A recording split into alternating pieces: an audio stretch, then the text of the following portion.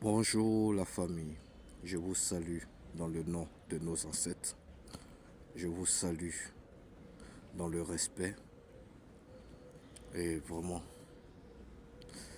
je rends hommage à les femmes qui travaillent dans les champs,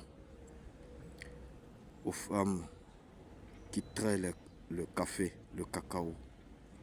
Je vous rends hommage à tous nos paysans de la Côte d'Ivoire.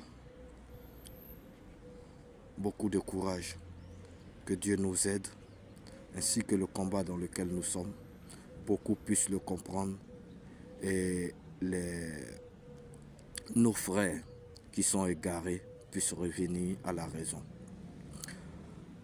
En ce jour, il me semble que concernant entre nous-mêmes, on n'arrive pas à se comprendre. Ou soit c'est parce qu'on explique mal la situation qu'on n'arrive pas à se comprendre. J'aimerais éclaircir davantage ma compréhension propre à l'histoire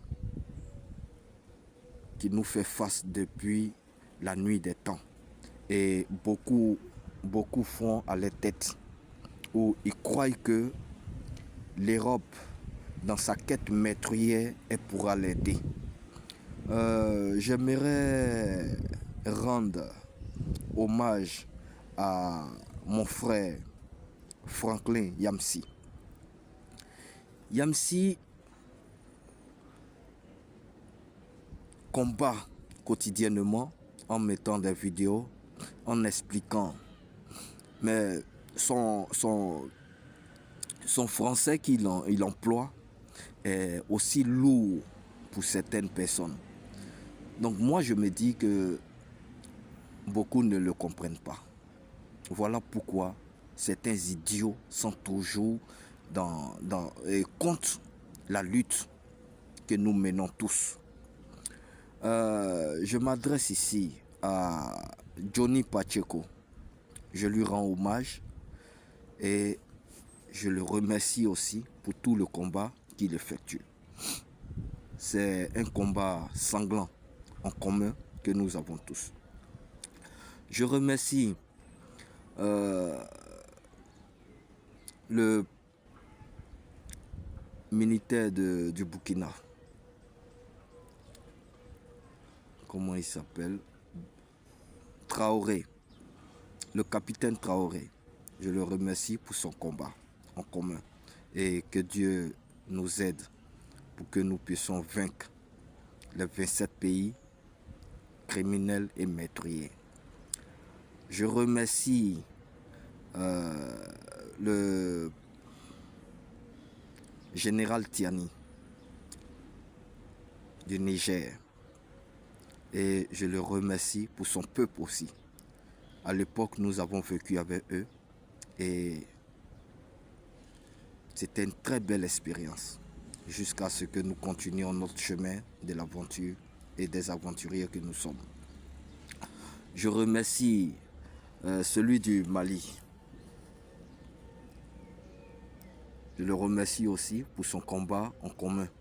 Que Dieu, notre Dieu en commun, nos ancêtres nous viennent à l'aide et que les égarés qui nous font face, qui nous font obstacle, puissent revenir, se rallier, revenir à la maison.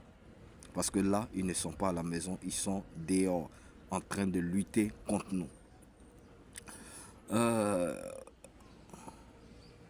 Je reviens maintenant sur les égarés. Ces vautours sont en train de vous faire pivoter la tête en vous faisant croire que ils vont vous changer la vie. Mais les Européens sont plus focalisés sur les esclaves gardiens. Vous savez, ils nous ont mis dans la souffrance depuis la nuit des temps pour ne pas que nous affaiblissent économiquement et comment on appelle ça, côté nourriture, ils nous affaiblissent. Je m'exprime de cette sorte pour que vous puissiez comprendre. Ça s'appelle le français terre à terre. On ne mange pas. Nous sommes sur les terres africaines, nous ne mangeons pas. Nous sommes sur les terres africaines, nous n'arrivons pas à nous soigner. Nous sommes sur les terres africaines, nous n'arrivons pas à faire face à notre famille. Mais c'est dû à quoi, la question? Voilà la question qu'on doit se poser avant de combattre contre nous-mêmes, nos propres frères. La question, c'est que l'Europe se sert de nous, de nos ressources, pour pouvoir aider d'autres groupes qu'elle entretient depuis la nuit des temps. Elle nous affaiblit sur tous les plans. Sanitaire, nourriture, santé, économie, familiale.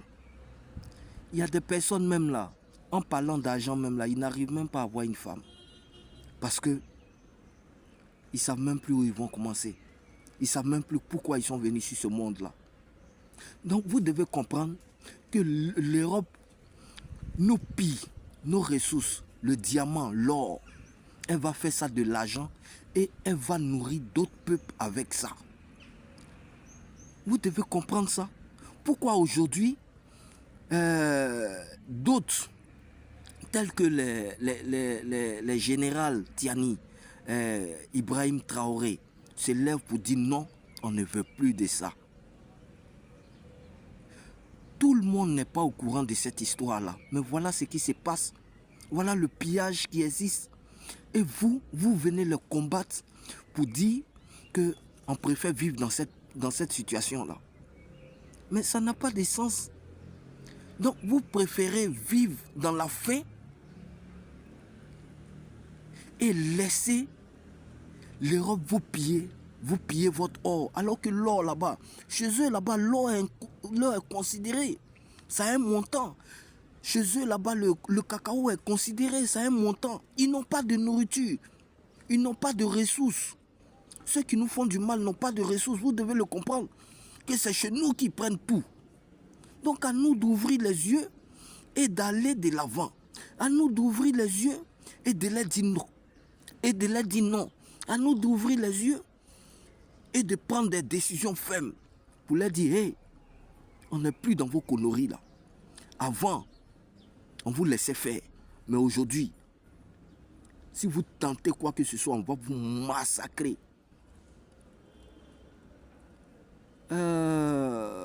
Concernant les Ivoiriens. Les Ivoiriens, c'est un peuple qui me plaît suffisamment. Parce que c'est un peuple qui n'a pas peur. C'est un peuple courageux. C'est un peuple qui s'en fout. Mais ils vivent avec... ils font partie des gladiateurs, si on veut dire. Depuis l'été, ils sont des gladiateurs. Mais en défaut, il y a beaucoup qui ne savent pas au juste pourquoi les Européens viennent en Afrique noire pour venir dire non, on vient en touriste, on vient pour voir le... Mais vous venez dans quel touriste? Le touriste là, ça existe chez vous là-bas. Restez chez vous là-bas avec votre touriste là. Vous venez faire quoi chez nous? Donc nous devons comprendre que quand ils viennent prendre nos ressources là, ils ne viennent pas prendre nos ressources pour eux seulement. Ils viennent prendre nos ressources pour d'autres groupes qu'ils appellent, que moi j'appelle les esclaves gardiens. Les esclaves gardiens là, c'est pour eux, ils leur donnent les voitures. Franklin Yamsi a déjà parlé de ça. Ils leur donnent les voitures, les motos. Ils sont bien que nous. Mais ce sont des esclaves gardiens qui prennent soin. Ils prennent soin de ces gens-là. Hein? Vous n'avez même pas idée. Ils prennent soin de ces gens-là. Fort! Vous ne pouvez même pas toucher ces gens-là. Regardez quand ils sont venus au Burkina. Les Touaregs, ils étaient plus propres même que non, les Burkinabés même qui travaillent dans les bureaux. C'est ceux-là qui sont les esclaves gardiens. Là. Et il y en a nombreux comme ça. Le thé est ciré. Tu sais que ceux-là, on prend soin d'eux. Mais toi, tu es en train de combattre ton frère. Et ils vont finir, ils vont te jeter. Ils vont finir, ils vont te faire du mal, te tuer. Regardez la guerre de chose qu'on appelle ça, de nos grands-parents là. Qu'est-ce qui s'est passé? Au final, ils les ont tués. Prenons conscience.